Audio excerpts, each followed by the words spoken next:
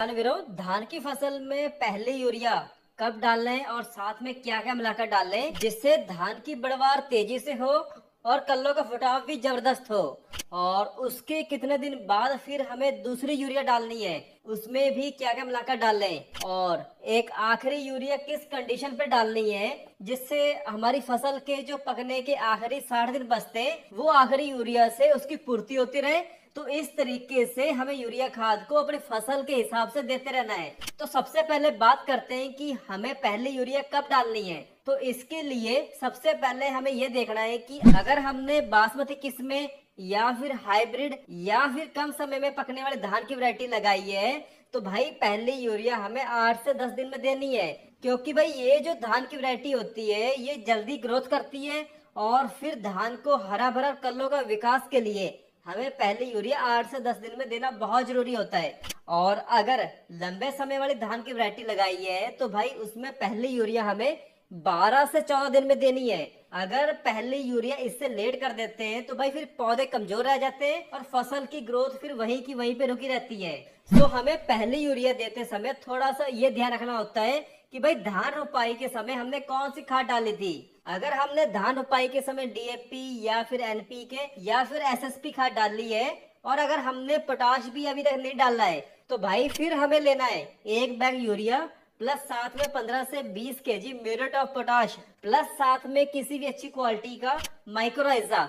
Mycorrhiza ये भी पहली खाद में देना बहुत जरूरी है, क्योंकि भाई माइक्रोराइजा ये हमारी फसलों में जितने भी स्टॉक पड़े मैक्रो और माइक्रो न्यूट्रिएंट उन सबको चरण फॉर्म में लाके पौधों तक पहुंचाने का काम ये माइक्रोराइजा ही करता है। माइक्रोराइजा ये फास्फोरस अपटेक में सबसे ज्यादा मदद करता है। मतलब जो फास्फोरस जमीन में इनसॉल्युबल फॉर्म में पड़ा होता है माइक्रोराइजा उसे फिक्स करके सॉल्युबल फॉर्म में लाके पौधों की जड़ों के पास दे देता है। सो इसलिए हमें पहले यूरिया में इन तीनों को अच्छे से मिलाकर हमें छींटा दे देना है। अगर ये कॉम्बिनेशन आप पहले यूरिया के साथ देते हो तो भाई इसी खाद के 8 से 10 दिन बाद हमारा खेत एकदम जबरदस्त हो जाएगा।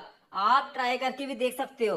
और अब बात करें कि भाई हमें दूसरी यूरिया खाद कब डालनी है, उसमें भी क्या क्या मिलाकर डालना है। तो दूसरी यूरिया खाद ये पहले यूरिया खाद के 10 से 12 दिन बाद डालनी है। मतलब धान रोपाई के 22 से 25 दिन बाद हमें दूसरी यूरिया खाद डालनी है।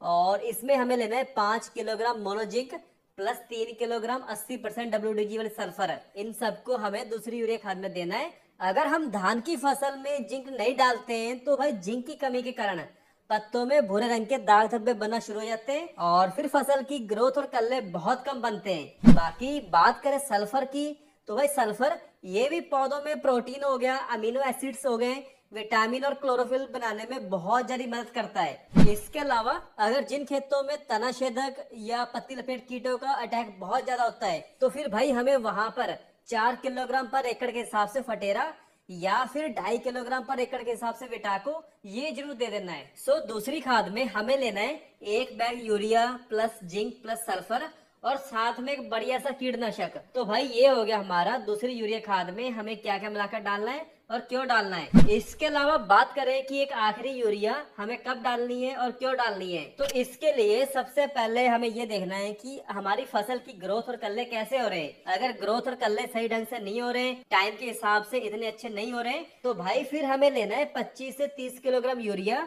प्लस साथ में 2 kilogram iron plus 2 kilogram magnesium. और इसके साथ हमें लेना है बढ़िया सा ह्यूमिक एसिड। ह्यूमिक एसिड के बहुत ज्यादा बेनिफिट होते हैं। एक तो ये जमीन के पीएच को मेंटेन करता है, सॉइल कंडीशनर का काम करता है, जमीन को भुरभुरी करता है। मतलब कि जो पौधों की रुकी ग्रोथ होगी उसको चला देगा, जैसे कि धान के सारे कल्ले एक समान कर देगा। तो आखिरी खाद में हमें लेना है urea plus iron plus magnesium plus एक ह्यूमिक एसिड। इन सबको अच्छे से मिला के हमें आखिरी यूरिया में दे देना है, जिसके बाद हमारी फसल की जो पैदावार होगी, जो ग्रोथ होगी, वो सबसे अलग ही दिखाई देगी। इस तरीके से हमें इन सब खादों को अपनी फसल के हिसाब से बारी बारी से डालते रहना है। बाकी हमें धान की फसल में पता होना चाहिए कि भाई कौन सी खाद कब डालनी है और क्यों डालनी है, तब जाके हम अपनी फसल से एक बम्पर पैदावार की उम्मीद लगा सकेंगे।